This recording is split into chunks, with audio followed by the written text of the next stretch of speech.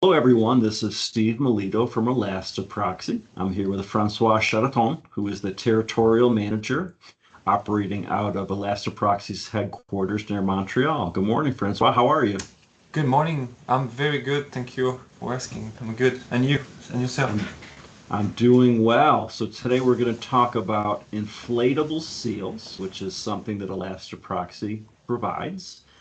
And a good way to start this off, I think, is to begin with something very simple. So what is an inflatable seal and how is it different from other types of seals? What is an inflatable seal? That's a good question. Inflatable seal is an elastomeric sealing solution that inflates using air and fluid to conform to surfaces and create a reliable seal. And yeah, so that's uh, that's the type of seal. So compared to static elastomeric gaskets, this gasket is create a mechanical movement from the inflection and deflection. Very good. So other types of seals compress, you press them down, Yeah. but an inflatable seal, obviously, as the name suggests, inflates. A lot of people might not think of air as a fluid, but air is indeed just that. What are some other types of things that you might inflate a seal with? Are there other gases like nitrogen that you might use? Yeah, so that could be air, gases, other type of fluids, but mainly I would say it's air. It's the other components inside that gasket is quite rare and specific in depending on the field. Um, so different field has different way of blowing this type of gasket. Very good. What are some applications and industries where inflatable seals are used? There are plenty of applications. For us, Elastoproxy, we've been working with pharmaceutical companies and also food industry companies. So to give you an example, we had a very interesting application that we work on, which is a transfer of flour in a bakery. So the idea is to transfer flour without to create a sealing for avoiding the presence of bacteria inside the flour. So so from one pipe to another one, we needed to have this type of gasket for creating this transfer with absolutely no bacteria, because this will create emergency in the building if there is any bacteria in the flour. So this type of gasket provide very good sealing for avoiding this situation. Is it possible that air can get past an inflatable seal? It sounds like it can't because it excludes bacteria. So do you get a pretty good seal with an inflatable device? So the main components coming with this type of gasket is silicone. There's also EPDM, there's also SBR for different application, but mainly it's for silicone. And silicone providing good insulation against air, gas, dust. So yeah, of course, this is the idea to not allowed water, airs, and gas passing from one place to another one. So this is the excellent gaskets for that type of insulation. Makes sense. So that was great that you shared the different types of rubber compounds that an inflatable seal can be Yeah, made there are of. also different profile that I haven't mentioned. There's plenty of profile. The profile can be P shape, U shape, D shape, depending on the customer need. Usually, we provide different specific profile because we want to provide also customized gaskets. So there are some standards. So the P shape, U shape, D shapes are the standards, and the measures can be specific and customized too. So yeah. So the profile can be in different, like plenty of, there are plenty of selection possible. So there are lots of different options. If I understand you correctly, there are some standard profiles or standard shapes. Is that right? Like a Yeah, P shape. Okay. exactly. So we might share with in the social media in the next few weeks the different shape that we can provide. There are some standards. There are probably 4 or 5 standards. Usually, the market is using the most. So the majority of our current demand or new demands from new prospects respect these standards. So yeah, for the companies who never used this type of gasket in the past, they might accept the standards because the standard is applicable for different product environments. Yeah, and also they can be attached, they can be retained easily because the retains goes with the ceiling, with the inflatable gasket. Good. So tell me some more about those retainers or the retaining mechanisms. Like, how do you keep an inflatable seal in place, and how do I know what type of retainer to choose? Yeah, it's the usually the retainers chosen for is chosen for one profile. So, for example, you can have a U channel. It's a aluminum channel that our supplier can provide, that we can provide too.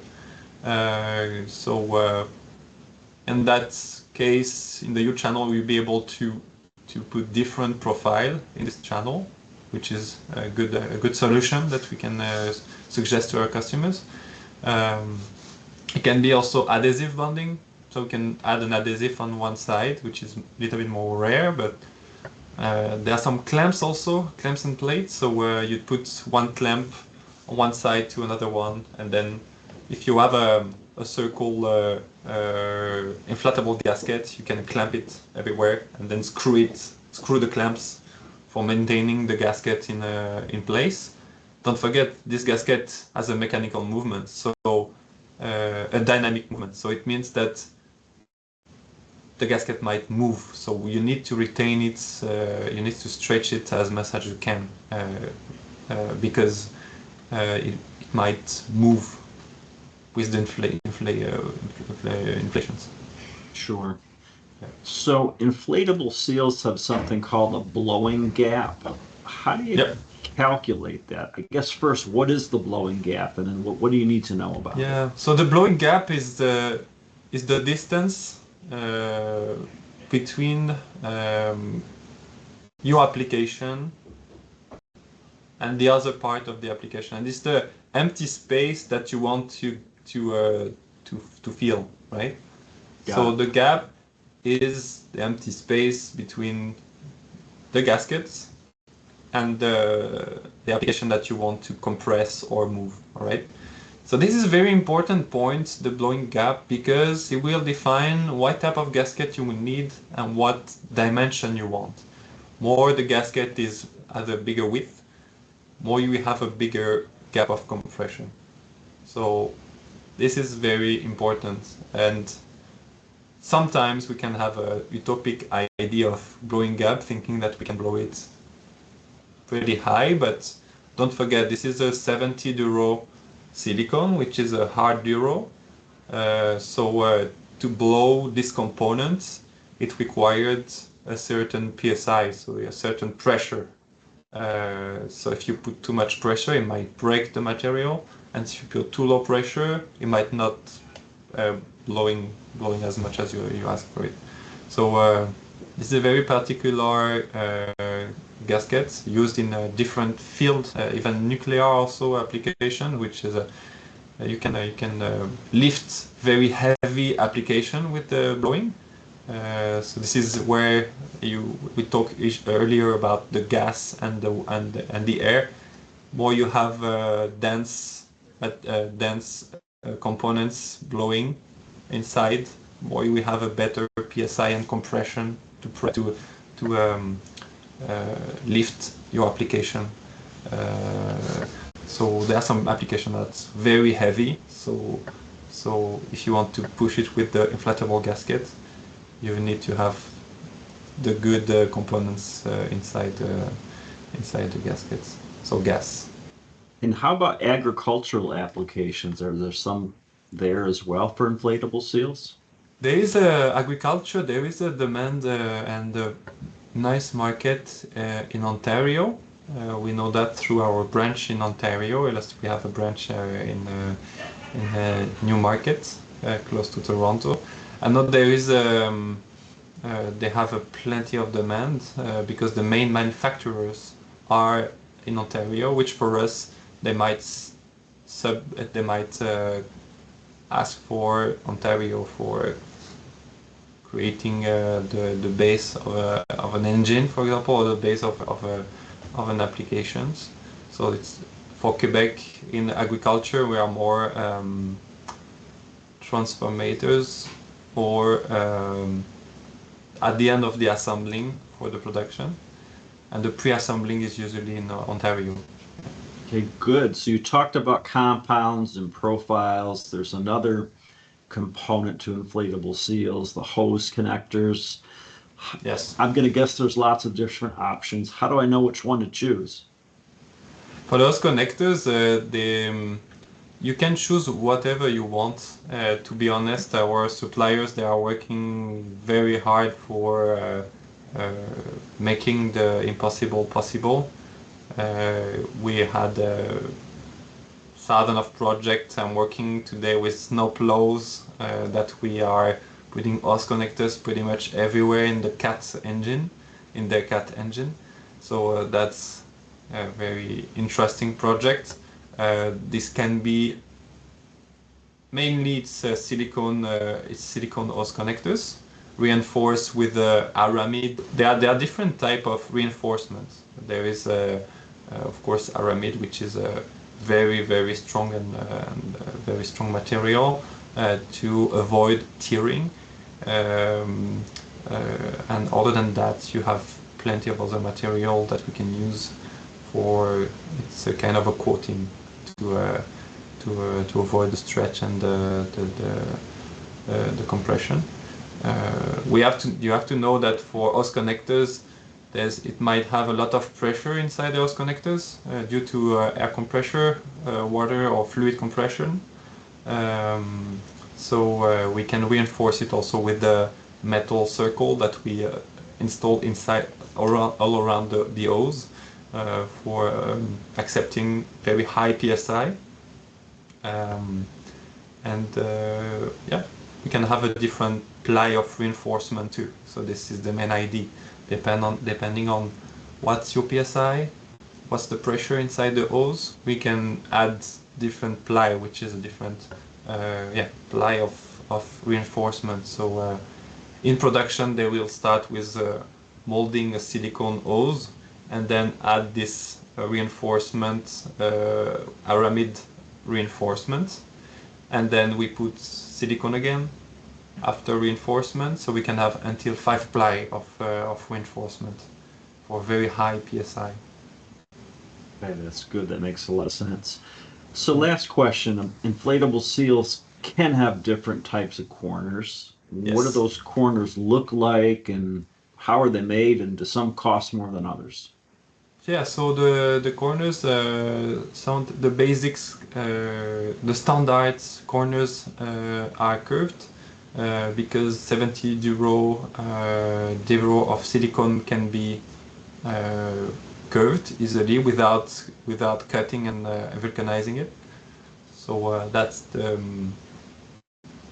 most uh, let's say the cheapest solution if we want to save money. It's better to go with the curvy corners, and for straight corners usually the process is we will cut one slice, one part of the the inflatable gaskets, and then vulcanize it in corners. So we will use the same material, which is silicone, 70 euro, and it's going to be uncured silicone that we will put in the middle of the two pieces and then vulcanize it. So it means we will warm it until it burns. And when it's burned, it's vulcanized, and then it's creating a perfect insulation. Okay, great. And is that a service you can perform at elastoproxy? Can you vulcanize the rubber? Of course, we today we have a different machine working on vulcanizing corners. So we do cold bonding for the application doesn't require the specific insulation just for maintaining the gasket. So we can simply cold bonding it, which means it's going to be a cold bonding.